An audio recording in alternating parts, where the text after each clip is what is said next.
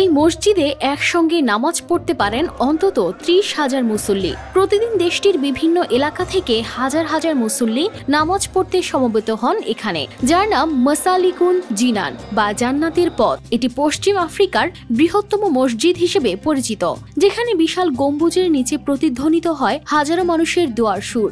সোনালী ঝাড়বাতির আলোয় ঝলমল করছে অভ্যন্তরীণ দেয়াল, যেখানে মরক্কোর বিখ্যাত শিল্পীদের হাতে আঁকা নকশায় ফুটে উঠেছে অপূর্ব কারুকাজ। প্রায় $৩৩ মিলিয়ন ব্যয়ে নির্মিত এই স্থাপনা শুধু স্থাপত্যের জন্য বিখ্যাত নয়, বরং এটি মানুষের হৃদয়ে ঠাঁই করে নিয়েছে এক আধ্যাত্মিক শক্তির কেন্দ্র হিসেবে।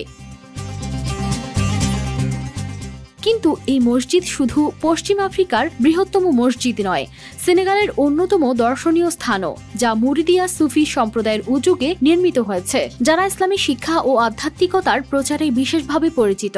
5টি সুউচ্চ মিনার মসজিদটিকে এক রাজকীয় সৌন্দর্য দিয়েছে, যার মধ্যে সবচেয়ে উঁচু মিনারটি 255 ফুট উচ্চতার। এর ভেতরের কারারা মার্বেল ও চোখ ধাঁধানো ঝাড়বাতি এর সৌন্দর্য আরো বাড়িয়ে তুলেছে। শুধু তাই নয়, মসজিদের দেয়ালে খোদাই করা হয়েছে কুরআনের আয়াত, যা এক অসাধারণ শিল্পকর্ম হিসেবে জায়গা করে নিয়েছে।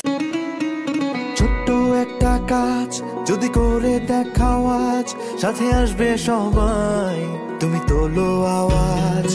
এমনই অসংখ্য দেশপ্রেমিকের ছোট্ট একটি ভালো কাজে রমজান হোক সবার। রবি।